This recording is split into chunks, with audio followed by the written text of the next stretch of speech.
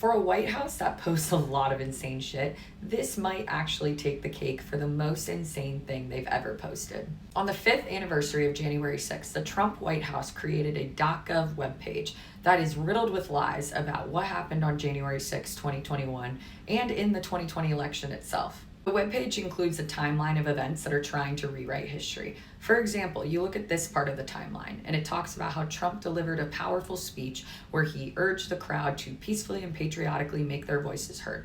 It fails to mention that in that same speech, Trump told them to fight like hell, and that if you don't fight like hell, we won't have a country anymore. The timeline even has the audacity to blame the Capitol police officers who were protecting and defending the Capitol that day for the violence. It claims that these were peaceful protesters and that the Capitol Police were the ones who escalated tensions. I seem to remember events a little bit differently, but don't take my word for it. Here's the footage. It claims that President Trump was urging calm. I can fact check that. I was in the West Wing that day. I used to work for President Trump before I became a critic of his, and he didn't want to put out any tweets about peace, despite staff and family members of his pleading with him.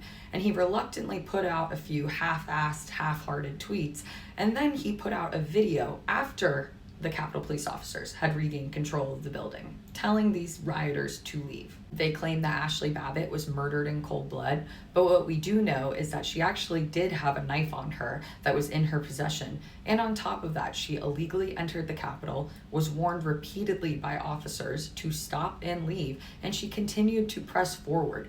And so it is a sad thing that she died that day.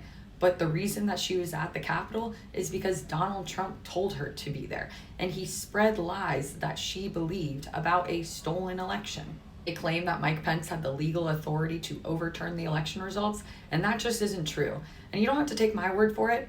Look at this tweet from Marco Rubio, dated the day after January 6, 2021, where he says that Mike Pence did not have the authority to do so. The White House then claims that the stolen election was certified. Let me be very clear. Trump took his baseless stolen election claims to court more than 60 times, and judges, Democratic, Republican, and Trump appointed alike, all ruled that there was no credible evidence of voter fraud. And these are just some of the lies that are featured on this webpage. It's very clear, though, that this Trump White House is trying to actively rewrite history about what transpired on January 6, 2021. Thankfully, we have the footage and the evidence from the January 6 committee to prove otherwise.